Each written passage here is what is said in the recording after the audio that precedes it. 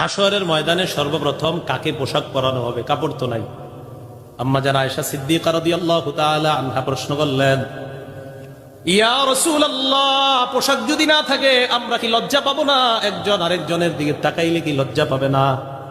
নবীজি জবাব দিলেন, আয়েশা, আল আমরু আশাদ্দু মিন আইয়ুহিম্মাহুম যাক।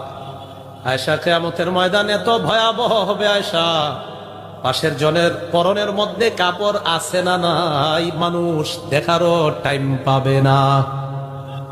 নিজের টেনশনে থাকবে, কি দেখবে কাপড় আছে না নাই। সূরা আবাসার 37 নম্বর আয়াতে আল্লাহ বলেন, লিকুল্লি ইমরিইম মিনহুম ইয়াউমা ইযিন শাআনু ইউগনি। প্রত্যেকটা মানুষের একটা কঠিন অবস্থা হবে, এই অবস্থা তাকে ব্যস্ত রাখবে, কে পাশে আছে না নাই এই চিন্তাও হবে না।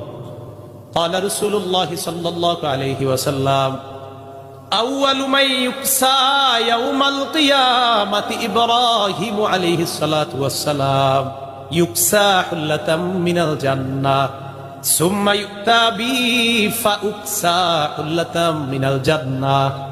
কিয়ামতের ময়দানে ইব্রাহিম নবীকে সর্বপ্রথম কাপড় পরানো হবে, এরপর আমার কাছে জান্নাতের কাপড় আনা হবে, আনার পর ইব্রাহিম নবীর সর্বপ্রথম জান্নাতের পোশাক পরানো হবে, এরপর কিয়ামতের ময়দানে আমি নবী মুহাম্মদকে জান্নাতের পোশাক পরিয়ে দেওয়া হবে।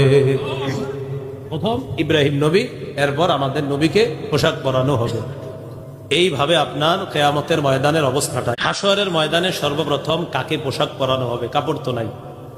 আম্মা জান আয়েশা সিদ্দিকা রাদিয়াল্লাহু তাআলা আনহা প্রশ্ন করলেন, ইয়া রাসূলুল্লাহ, পোশাক যদি না থাকে আমরা কি লজ্জা পাবো না? একজন আরেকজনের দিকে তাকাইলে কি লজ্জা পাবে না? নবীজি জবাব দিলেন, আয়েশা, আল আমরু আশাদ্দু মিন আইয়ুহিম্মাহুম যাক। আয়েশা, কিয়ামতের ময়দান এত ভয়াবহ হবে আয়েশা, পাশের জনের পরনের মধ্যে কাপড় আছে না নাই মানুষ দেখারও টাইম পাবে না। নিজের টেনশনে থাকবে, কি দেখবে কাপড় আছে না নাই। সূরা আবাসার 37 নম্বর আয়াতে আল্লাহ বলেন, লিকুল্লি ইমরিইম মিনহুম ইয়াউমা ইযিন শাআনু ইউগনি। প্রত্যেকটা মানুষের একটা কঠিন অবস্থা হবে, এই অবস্থা তাকে ব্যস্ত রাখবে, কে পাশে আছে না নাই এই চিন্তাও হবে না। قال رسول الله صلى الله عليه وسلم أول من يكسى يوم القيامة إبراهيم عليه الصلاة والسلام يكسى حلة من الجنة ثم يؤتى بي فأكسى حلة من الجنة। কিয়ামতের ময়দানে ইব্রাহিম নবীকে সর্বপ্রথম কাপড় পরানো হবে।